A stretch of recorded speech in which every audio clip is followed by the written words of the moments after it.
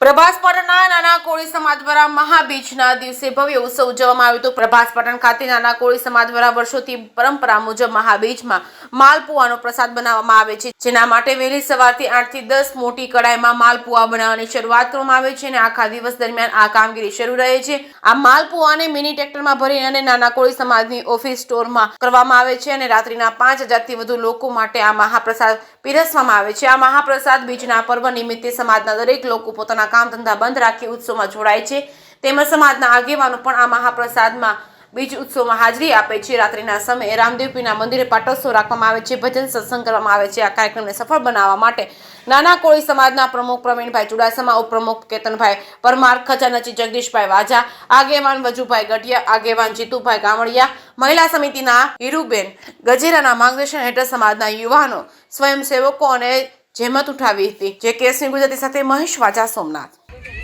પ્રભાસ પાટણ નાના કોળીવાળા સમાજ આવેલી છે।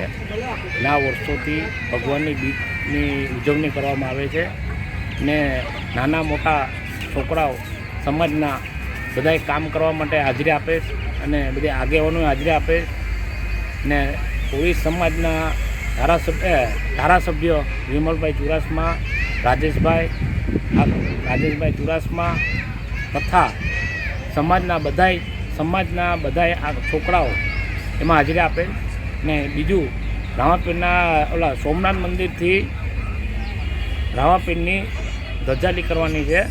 એ કોળીવાળા ઉગીને જાહે ને કોળીવાળાથી બધી એ ધજા પૂરી થઈ જાય પછી પ્રસાદ લે, પ્રસાદ લઈને બધાય છૂટા પડશે।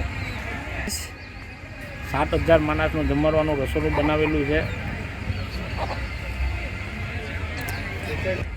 કામ ધંધો બંધ કરીને બધા છોકરા આમાં હાજરી આપે અને ધૂમધામથી આ ઉત્સવ મનાવે છે।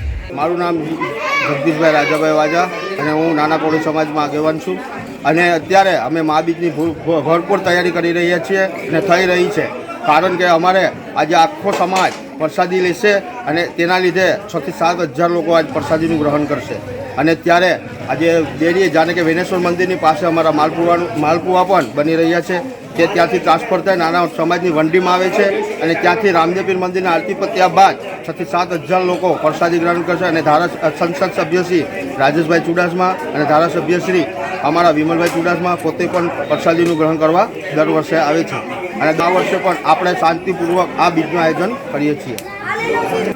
પોતાના કામ ધંધા બંધ કરી સમાજના તમામ લોકો પોતાના કામ ધંધા બંધ રાખી અને સેવામાં જોડાય છે।